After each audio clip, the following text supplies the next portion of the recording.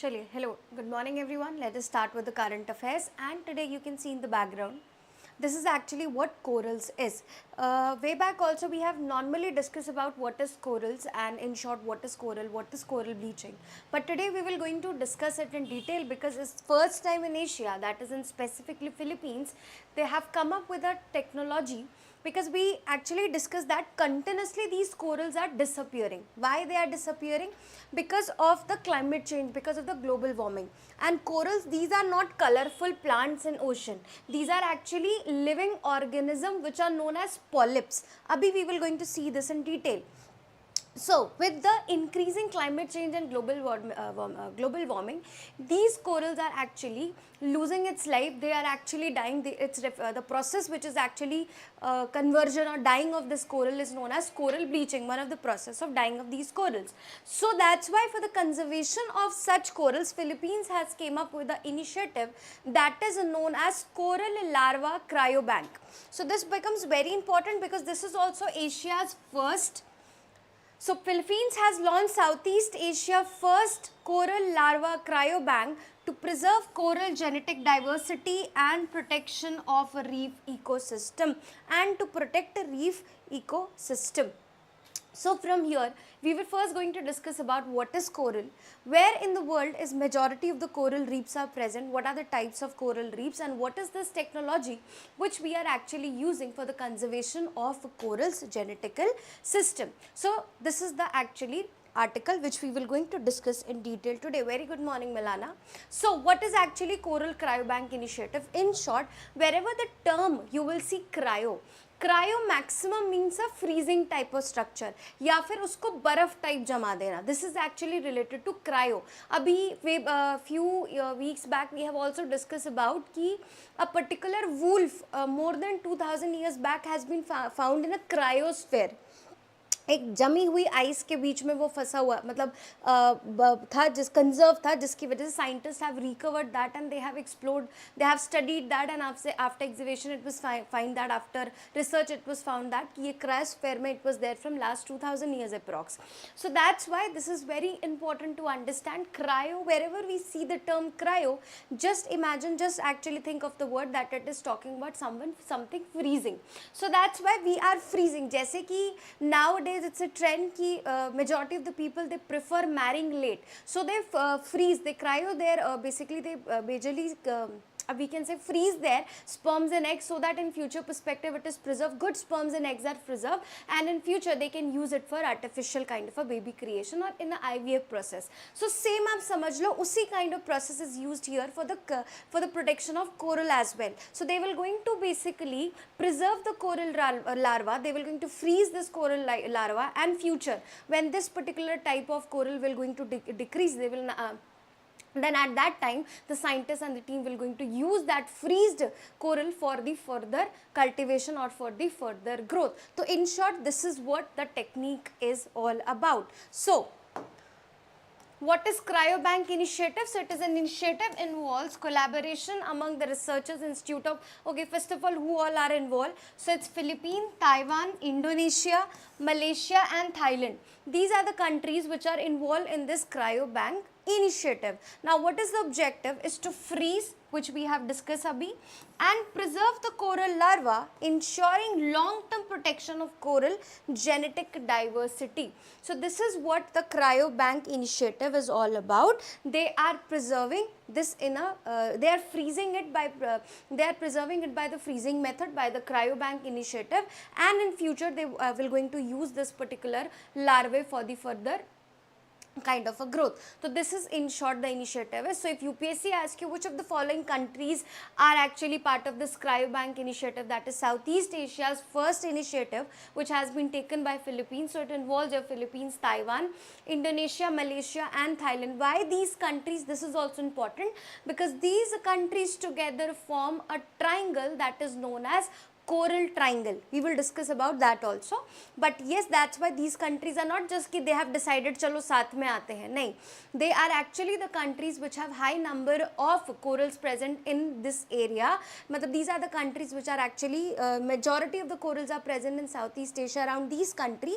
That's why they have formed an unofficial kind of organization that is known as Coral triangle. So this is what your cryo bank is all about. Now corals क्या होते हैं? Corals are kind of a invertebrates. They are actually part of a Cnidia kind of a animal का जो पूरा large group होता है, that is they are part of actually of Cnidia. So अब they are and these corals are not like कि भाई एकदम से plant like structures नहीं होते. These corals are formed of very small polyps. You can see this is a coral, or when we zoom this a छोटू सा part from here, you can see this is what polyp is. अब polyp में भी this is a proper system, ये एक इसका अलग है antenna है, and this is a different structure which is present, but this is what polyp is. So coral is not a kind of a large plant branch type animal, नहीं, it is made of small polyp. Together when these polyps combine, it forms a basically this coral. So that's why it is actually formed of a multiple small kind of organization that is known as polyp. And what is the importance of these polyp? They excrete a calcium like substance. That's why this is also very rich in kind of a calcium carbonate. That's why a layering is formed around them of calcium carbonate, which is also kind of a exoskeleton for them. And these tiny polyps create a large number of coral areas. This is what actually in short coral is. Coral can be of majorly corals can be seen in a red color, green color, brown color. So major colors of corals are this, and these are not, the color is not something additional color. These are the algae which are present in the polyps, which gives them different colors. So this is what your coral is. So corals are invertebrate that belong to a large group of animals that is known as Cnidaria. Second, they are formed by multiple soft organisms that is known as polyps, which we have already saw. They secrete a rocky chalk-like calcium carbonate which actually surround them, and it is for the protection, for their protection, so that कोई आएगा उस पे features आएंगे, animals, कोई fish आएगी, so they don't actually eat them or attack ना करे. And coral reefs are, therefore they are created by various tiny polyps, and they create a proper carbonate like structure. So if UPSC asks you what kind of a element or mineral these polyps they excrete, that is actually chalky like structure, that is your calcium carbonate. That's why this is the important aspect of your basically coral. So you can see white एक structure type you can see एक दिख रहा होगा, that is actually the chalky like structure, that is the calcium carbonate which they are secreting. This is what your basically corals look like. Now the second thing, there are majorly three types of coral which you will see around you. What are the three types of corals which we will see? First, there is a fringing coral. Please do remember that there are three types of coral: fringing coral, barrier reef coral, and atoll reef coral. Now what is the difference between these three? Fringing corals are basically, they are majorly present like ocean पे shoreline से थोड़ा सा shoreline से attached रहेंगे, but थोड़ा सा they are like okay, fringing are majorly present on the shoreline, यानी कि coastal areas पे ज़्यादातर आपको present मिलेंगे. So they are directly attached to the shoreline, and these are the most common type of corals which you will see, that is the fringing reef, which is majorly present in the coastal area. Now second is the barrier reef. They are not exactly present on the coastal area, but थोड़ा सा they are separated by a lagoon, थोड़े से separated area पे थोड़ा सा आपका like they are found majorly थोड़ा distance from your basically coastline. These are known as barrier reef, and Australia का the Great Barrier Reef is considered as one of the largest reef of the coral reef of the world. Now this third one is a atoll reef, यानी कि the small kind of islands which are atolls which are present in island, उसके around पे these are present, these particular reefs are present. That is the third kind of basically coral reef which you will see, that is the atoll reef. So there are majorly three types of coral reef which you will see: fringing reef, barrier reef, and atoll reef. Fringing reef majorly present in the coastline area, barrier reef distance from your coastline area, but they are form a lagoon, or they are actually even larger than the fringing area. And the third is your atoll, यानी कि a small island kind of a structure which is from within an ocean. उसके surrounding में you will find such reef. You can see also here, this is actually the coral reef which you will see. So this is known as atoll reef. So these are majorly the three kinds of basically coral reef which you will see. Now if UPSC asks you which of them is kind of a round reef kind of a structure, so majorly atoll reef is a round reef like a structure which you will see. So this is also the important aspect which you will see of the coral reef. Now what is coral triangle? These countries together form a coral triangle which covers on an average 6 million kilometers of square area, and this is one of the major you can say area which is actually having these kind of coral reef. Now which of the countries are actually part of a coral triangle? Philippines, Malaysia, Indonesia, Timor-Leste, Papua New Guinea and Solomon Islands. These are the major particular area which are involved or which are part of this coral triangle. That's why majority of these part of the country, they have agreed with Philippines to work on this cryogenic or cryolarva algae preservation technology. That is the reason why these countries are also part of this particular initiative. And these coral triangle is also known as Amazon of seas. Yani ki Amazon basin or Amazon forest is known for its diversity. Same, this particular area, this coral triangle is actually having so much of diversity that it is known as a Amazon of seas. That means a different varieties of coral and species are found in this region.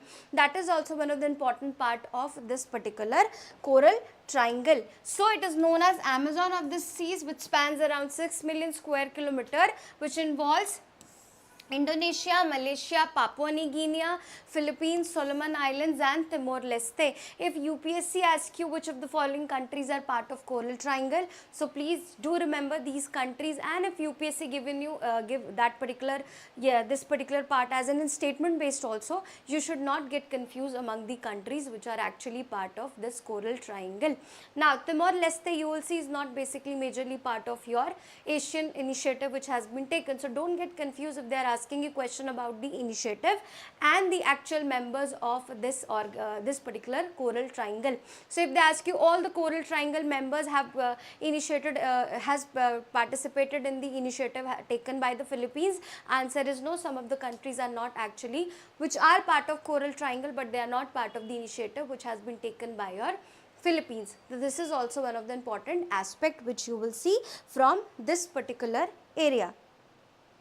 Now obviously majorly this reef is divided into two basically area. Number one, Indonesian Philippine region, and the number two is the far southeast Pacific region. So this is also one of the important aspect. And why this coral triangle is important? Because on an average more than 75% corals are living here. This is home of more than 75% of the coral reef.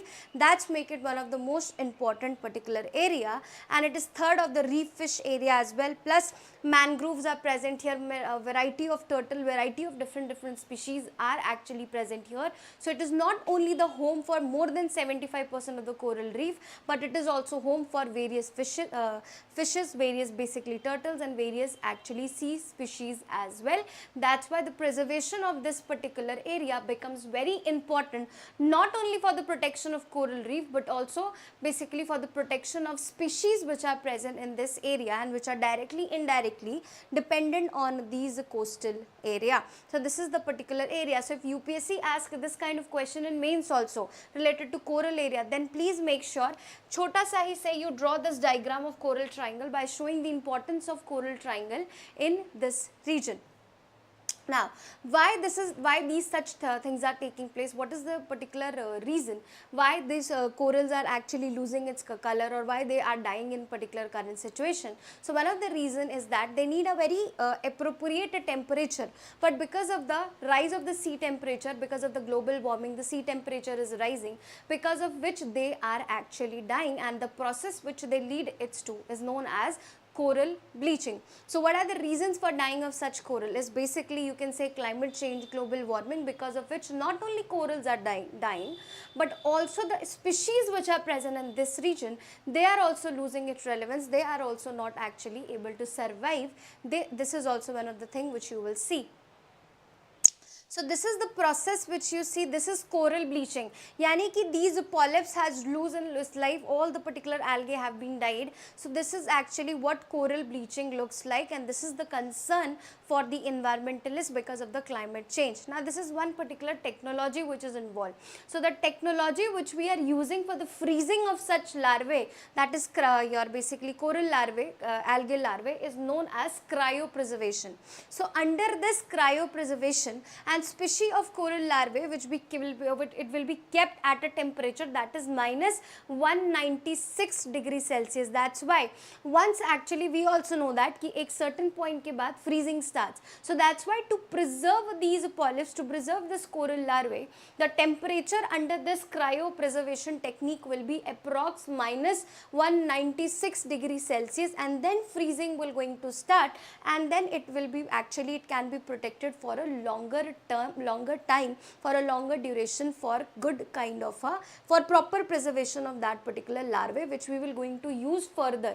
Once they will start decreasing, then we will going to use that particular larvae for the further development of the coral. So this is the process which is known as cryopreservation. So what we do under this cryopreservation? So cryopreservation is a preservation of living cells or tissue at ultra low temperature. What is the temperature? That is approx minus 196 degree, and by basically it will going to stop the normal biological process, and so that it will be held for a longer term preservation.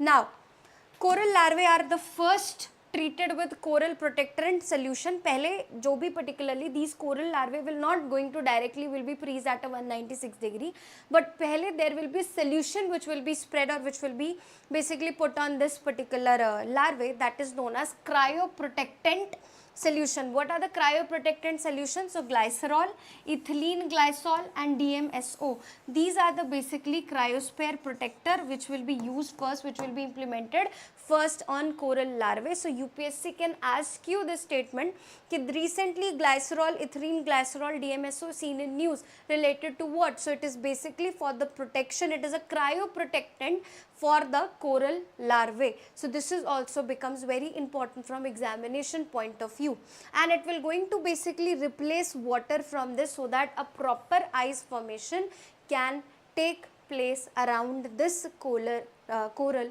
larvae.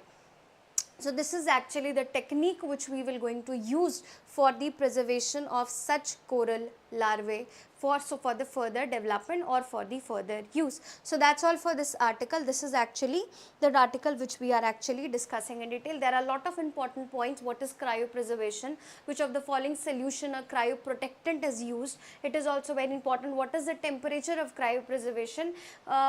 Types of basically what are the threats to coral ecosystem? This is mains oriented majorly question. Then what is coral triangle? It's prelims and mains equally important question. Types of coral reef, it's main and prelims both perspectives, it is important. What is coral? It's prelims and mains both oriented particular article. So the hope so you have understood in detail, which actually I want to explain you. Now recently you must have saw the news कि majority of the kids, they have been died because of the organ failure. 2 to 3 years kids have been died because of the organ failure in Maharashtra and major parts of MP. Why? Because they have been given what? A cough syrup by the doctor. Usually center government says that कि 2 साल से कम के बच्चे, if any kid is below the age of 2 or 2 years, parents should not, doctors should avoid giving these kind of cough syrups, because this is not good for the elements or the minerals which is used for the production of such medicines, is not actually good for the child health of the child. It will going to impact. But the doctor of MP was continuously recommending this cough syrup to the kids, one of the village, one of Chhindwara district के region में. So on an average 9 to 10 kids have been died because of the kidney failure. Why? Because they have been given such cough syrups. Now center government has officially said that कि भाई any kid below the age of 2 years will not be given basically such cough syrup, but it is believed that majority of the scientist team, majority of the doctors team, they say that an kid below the age of 5 years, they should not be given any kind of cough syrup, because धीरे धीरे already after 5 to 6 days that खांसी and जितना भी problem है, it will be resolved. It's better that you should give them home remedies at least till the age of 5. But because of this illegal and the illegal smuggling of the drugs, and in the drugs market, that is the medicine market, there are a lot of particular players, they are actually manmani kar rahe, they are just selling this without any government permission or without any kind of thing. In fact, center is also aware that, government or like state governments are also aware that, but because it has not been highlighted, it's continuously moving the process. But now because of the death of the students, now government has officially said that we will going to ban this and we will going to revise the schedule M. Now what is schedule M? It becomes important because from examination point of view, because if, good morning beta Nandini, if UPSC asks you what is schedule M or any statement related to schedule M becomes important from examination point of view. So, Union Health Ministry has directed strict enforcement of the revised schedule M norms under the Drugs and Cosmetic Act 1940, and the move follows reports of child death linked to the cough syrup adulterated with D-ethylene glycol. So from here 2 to 3 things are important. Number 1, what is this particularly Drugs and Cosmetic Act? Number 2, what is schedule M? And number 3, what is your diethylene glycol, which has been actually, these medicines are adulterated with, these cough syrups are adulterated with. First of all, I would like to tell you a short about this. Diethylene glycol is basically not recommended to use in a pharmaceutical industry, but still people are using it in a pharmaceutical industry. Basically, this diethylene glycol is actually used for a paint industry or automobile industry, but majority of the people, they are using this particular thing in your pharmaceutical industry. Majority of the young or old age people, majority of the youngsters are basically above 5 or above 13-14 people can actually handle this diethylene glycol if it goes into the body in form of pharmaceutical, but the kid under 5 or 2, it's not actually the organs are not that developed. That's why, because of which majority of the kids have faced the failure of organ because of the presence of diethylene glycol in their cough syrup. Now, what is schedule M?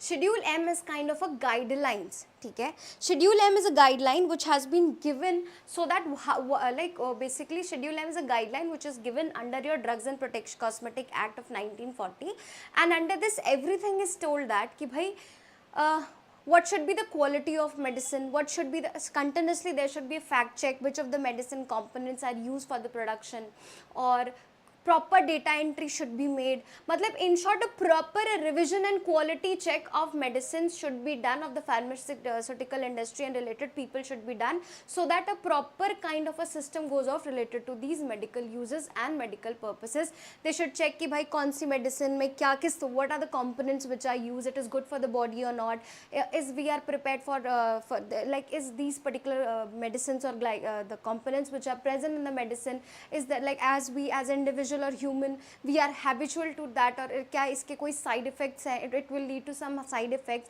But these all things are looked after by your Drugs and Cosmetic Act under the schedule M. And recently schedule M was also in news 2 to 3 years back, because government has revised that schedule M guidelines so that we can come up with a better pharmaceutical norms, because we are currently becoming the global pharmaceutical players.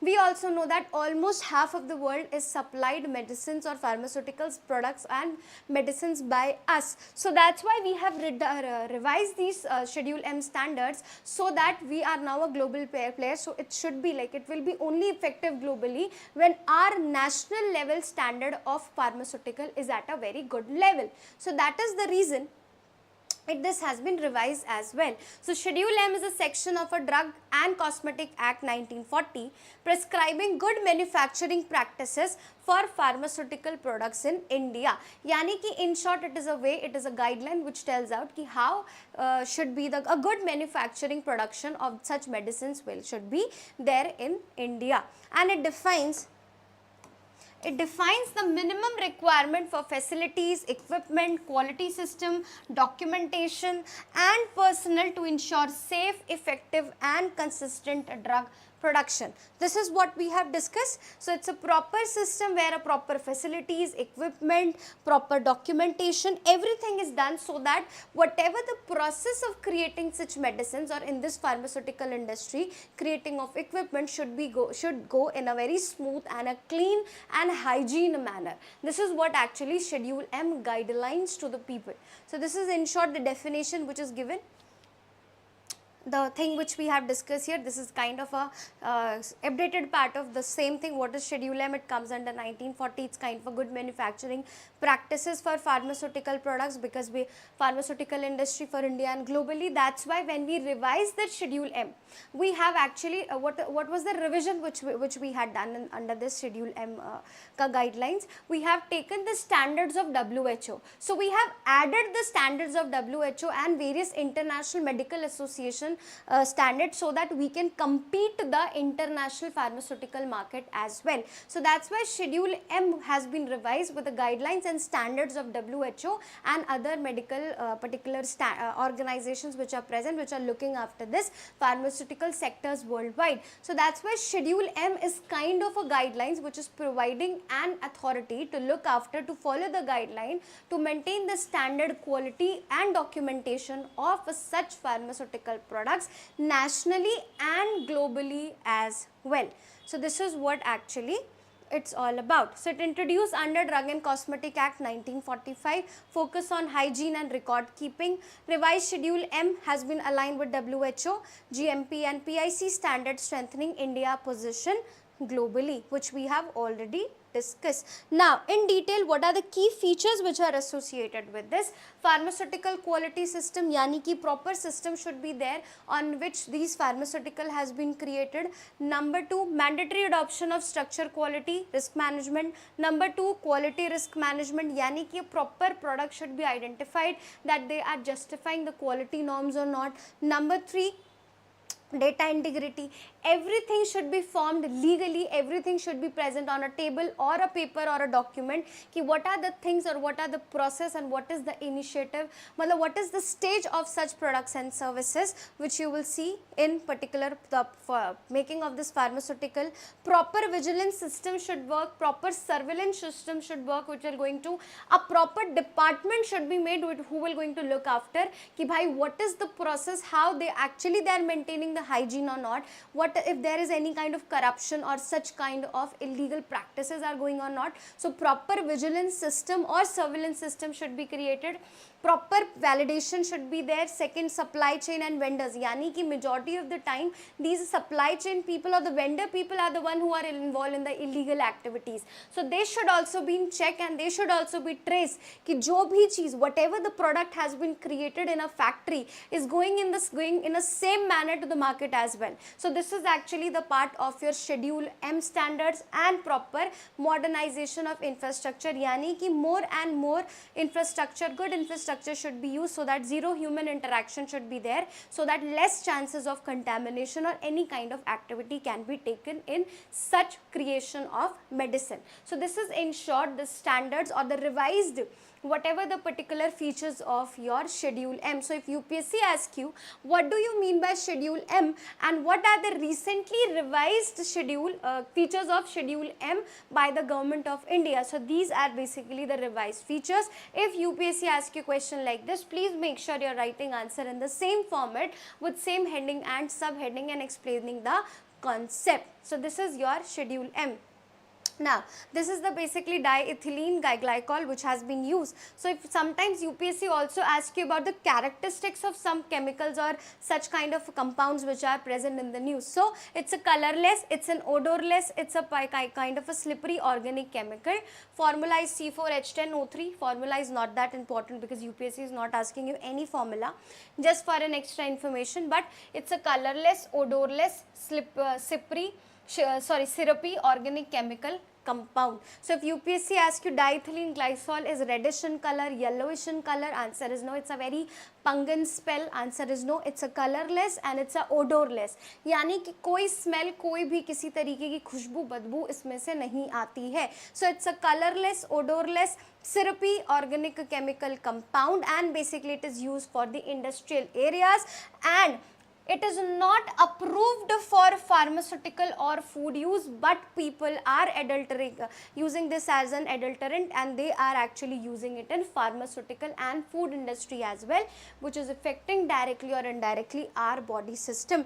Despite it is banned by the government, still people are actually using such kind of the minerals and compounds, basically chemicals, in our food items, and that's why we have saw the consequences of such recently. Now, what is the application of this diethylene glycol?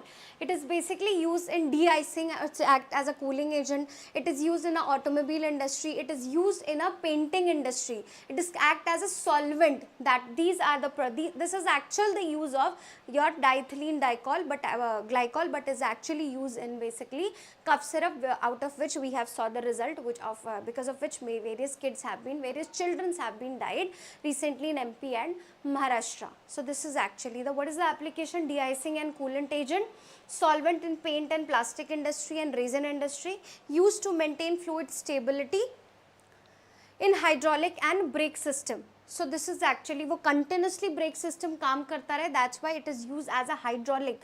कि भाई अब जैसे we use grease or oil for that particular brake system, same this glycol is also used for the same system, and this is what actually adulterated in cough syrup, because of which kids have been recently lost their life. So this is also one of the factor which you will see.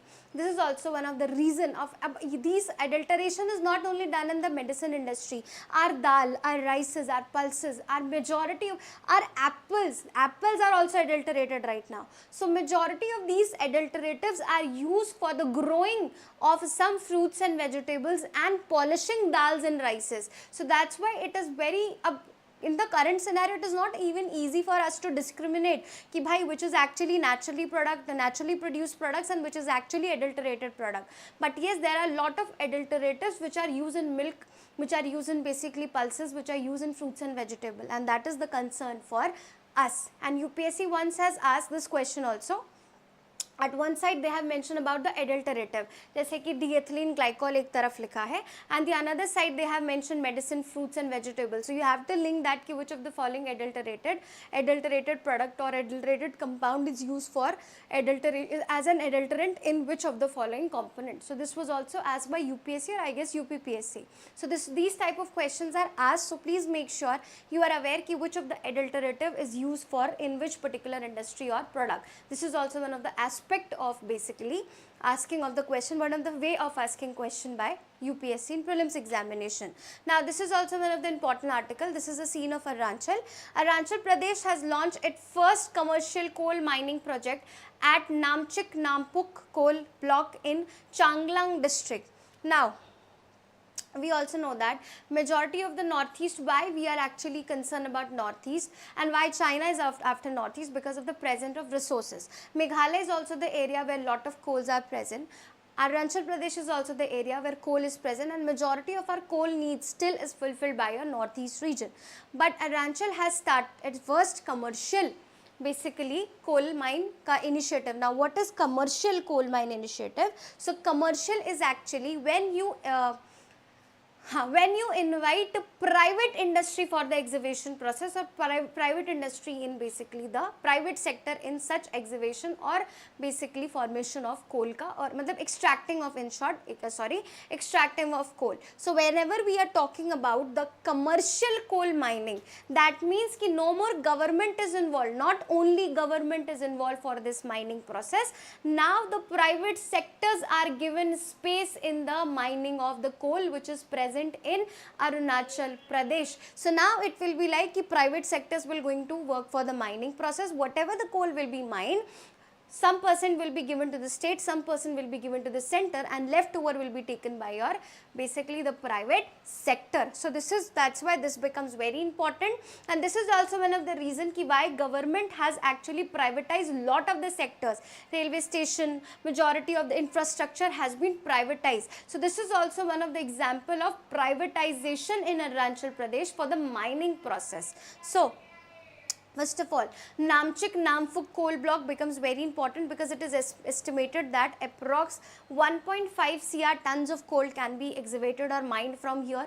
Number two, if it is properly excavated, it is believed that still because of the presence of government and because of the local government and local players which are involved, they are not able to extract or they are not able to mine that much amount which actually can be mined. So that's why it is estimated that once this commercial mining will be started, it will going to give annual benefit of at least 100 cr. and this is it is very important from your revenue for the state perspective, and if they honestly use it for the development of state, definitely it can change the scenario of Arunachal Pradesh. So expected to generate 100 crore annually with the revenue of the state, and it is run under the operation that is known as Mission Green Coal Region. So under this they will going to reclaim that area, they will going to actually work on the afforestation. So under Mission Green Coal Region is not only about the mining. So once the mining will be done, because mining leads to various different activities and different kind of problems as well. So but they are saying that if we will going to mine the area, we will also going to work on the afforestation, यानी कि mining के साथ साथ we will grow more and more trees, because for mining we have to cut a large number of area. So that's why they are saying that कि this is actually part of Mission Green Coal Region, यानी कि not only cutting of trees will going to take place, but we will also going to work on the afforestation and eco-responsible mining, यानी कि eco-friendly mining will be done. Now, why eco-friendly mining is responsible is important right now, because the landslide which have occurred in Kerala, the reason for the landslide was your mining activities which were going in this region, despite authorities have warned government कि मत करो ये सब, because it will going to lead to different kind of anthropogenic activities or climate क्या बोलते हैं disaster. But despite of the particularly norms and despite of such actually which has been suggested by the particular authorities, the state government still work on this mining process, because of which the landslide occur in Kerala Wayanad region and lot of people have lost their life. So that's why currently it is highly important that we should use mission such kind of a process where we go for the eco-friendly mining, so that it will also going to help for the sustainable development or fulfill the sustainable development goals. So operates under Mission Green Coal Region. Please make sure if UPSC asks you Mission Coal Region क्या है, Mission Green Coal Region, that means they are not only working on the mining, but they are also working for the afforestation and eco-friendly kind of a development. Eco-friendly mining will be done. So this is also one of the important factor which you will see. Plus it will going to create a local employment, local people will get involved, so more and more people will get employment as well. So this is actually one of the aspect which is associated with this mining. Plus it will also going to boost India's or centered initiative to basically give development and employment to a northeast region also. That's why this is equally important for the northeast people, center and northeast people as well. So that's why this is a very good initiative which you will see. Now commercial coal mining, when private sectors are involved in the mining process, that is actually known as commercial coal mining. So it allows private players to mine coal and sell it at the open market, ending the Coal India Limited monopoly. Majority the government sector Coal India monopoly is there for the coal production and selling in the market, but now when private sectors will going to be involved, it will actually stop the monopoly of Coal India Limited. So and yes, this is one of the important aspect which you will see.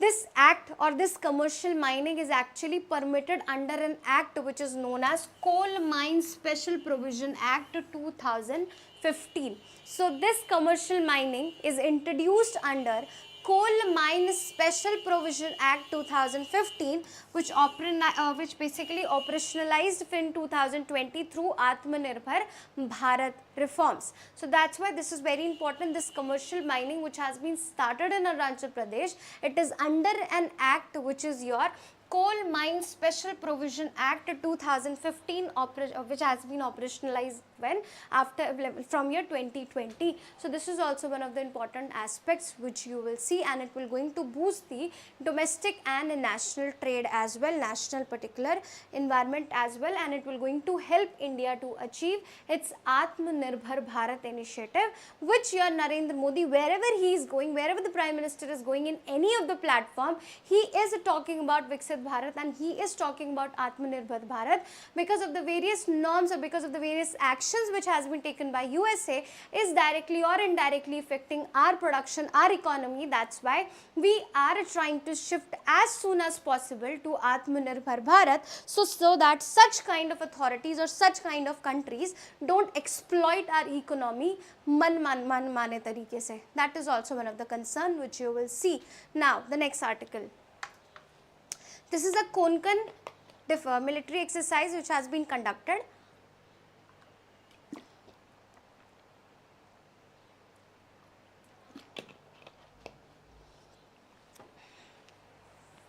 And I'm so sorry, it has been taken between India and UK. So India and the United Kingdom conducted 2025 edition of exercise Konkan, an annual bilateral maritime exercise that began in 2024. So recently, time to time, there are a lot of military exercises which are going on between the countries, and UK के साथ current time it is one of the positive aspect when in UK majority of the Indians are facing the क्या बोलते हैं protection by the local and the indigenous people of the UK, that you have the migrants and you are taking our basically all the jobs and you are making us insecure in our own country as in our own country. So in such a scenario, when this kind of a news comes out, this kind of positive aspect comes out, so this is one of the way to improve the relationship between the countries despite any of the situation which has been occurred among both the countries. Now this is important, this particular exercise conducted in two phases. Number one is harbor phase, number two is sea phase. What is harbor phase? Harbor is majorly related to exercises and sharing of equipment on the coast area, yani ki on the port area. Second is sea phase. Whenever the second kind of phase, when we share our technology and when we share our basically defense and activities in sea area, that is actually in the sea phase. So Konkan exercises is basically conducted with USA in two phases. Number one is harbor phase and number two is basically your sea phase. So please make sure if UPSC asks you about such question, you should not get confused about basically what is harbor phase and sea phase of Konkan military exercise. And under sea phase, we are also working on the submarines, anti-submarines activity, so that everything which is related to sea is done in the sea phase and everything which is related to the coast port area or the harbor area is actually done under the harbor phase. So that's why this becomes very important military exercise which you will see. And two particular major particular forces which has been taken part in this, UK HMS Prince Wales and India ka INS Vikrant. These are the two, one from UK and one from India, have majorly participated in this military exercise, that is Konkan military exercise which has been taken between India and your UK. Now along with that, there are other military exercises also conducted between India and basically UK. Say Ajay Warrior is basically army ka military exercise which is conducted between both the countries. Exercise Indradhanush is between air force of both the countries, and exercise Cobra Warrior is basically one of the exercise which you will see between the multinational air exercise which is hosted by your UK. So these are the other bilateral exercises which you will see between both the countries. Ajay Warrior, exercise Indradhanush and exercise Cobra Warrior. So this is also one of the important aspect. Now such sports are also UPSC have started asking. When pehle UPSC don't used to ask any question from the sports, but now UPSC have started asking question from the sports region. That's why this becomes important, because recently Delhi has hosted World Para Olympics Para Athletic Championship. This is also one of the important thing which you will see, and we have performed well in this particular championship. Now, it's an athlete championship program. It is actually held once in a 2 year. Every 2 saal, it's actually happen in every 2 years. That's why also it becomes very important from examination point of view. World Para Athletic Championship are the leading international para track and field event. It has in every 2 years by World Para Athlete under the auspices of the International Paramilitary Community. Championship has been taken in India. More than 100 countries have participated and we have performed well. 22 medals we have won, out of which there was 6 gold, 9 silver, 7 bronze. Overall tally was 10th. Our rank was 10, but yes, in short, we have conducted this particular Olympics and this was a base for 2036 Olympic. This is also very important. 2030 Common Games and aspiration for the 2036 Olympic Games, because we have asked particular countries, we have asked internationally that we want to host basically your Commonwealth Games, and in 2010 when this Commonwealth Games has occurred in Delhi, it was believed as one of the most corrupted event which have actually taken place in Aaj Tak ki history of India. You can't imagine the level of corruption which has been taken in this particular games. Just imagine a soap, like a 10 to 20 rupees of a soap which was kept in basically the washrooms of the people, of the sportsmen, and the particular, the bill of that soap was like one soap was equal to the cost of one soap, which was on an average, let's say max to max 100 rupees soap was there, but in bill it was shown as a 1500 to 2000 ka ek soap. Then the dispenser which we use, जिसमें आप soap देखते हैं, liquid soaps is present, that particular dispenser was shown as of a 5000 to 6000 rupees. Small things which are actually which we actually buy in a bulk, that will going to cost hardly around 10, 20, 30, 40 rupees. In the bill, in the final bill, it was shown as a 24,000, 26,000, 50,000. So one of the biggest corruption which was held under this 2010 Commonwealth Games, which was actually hosted by India. And this is not only the one thing which you will see, lot of other kind of a particular corruption, a full of corruption package thing has been saw.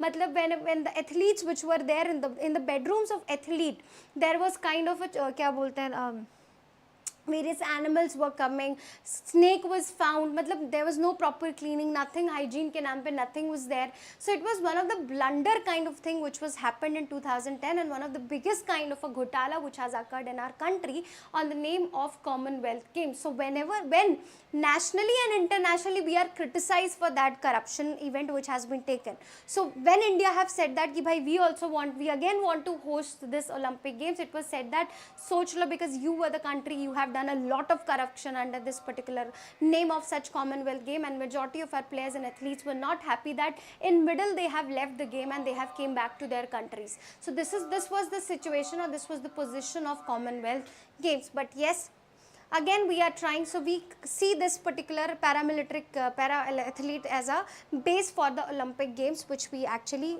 asked to host for the future perspective.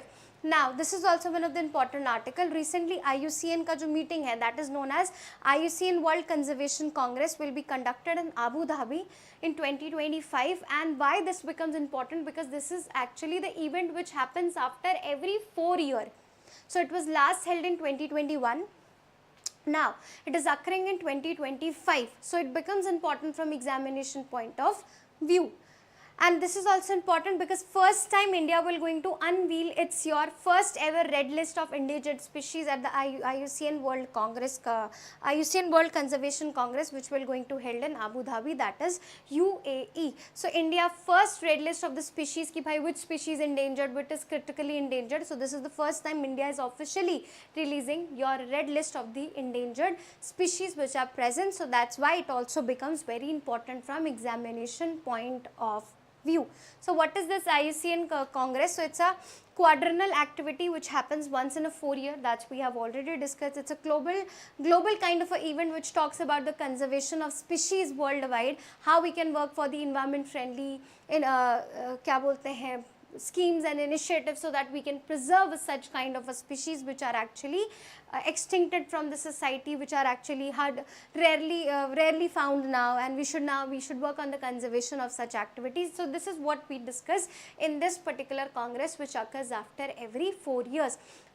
Majority of the countries, more than 1600 delegates, they used to take part in this particular initiative, and all the people, scientists हो गए, researchers हो गए, all the people, environmentalists हो गए, everyone takes part in such initiative in this particular congress. It brings together government, civil society, scientists, indigenous group, private sector, leaders to decide global priorities, nature का conservation का लोग होते हैं, climate action, मतलब majority of the people. This is one of the largest, we can say, forum which is actually there for the preservation or the conservation of the plant and species. So that's why this is also one of the major initiative which you will see, which is working worldwide for the development. Now history is also important, because sometimes statements are asked from the history as well.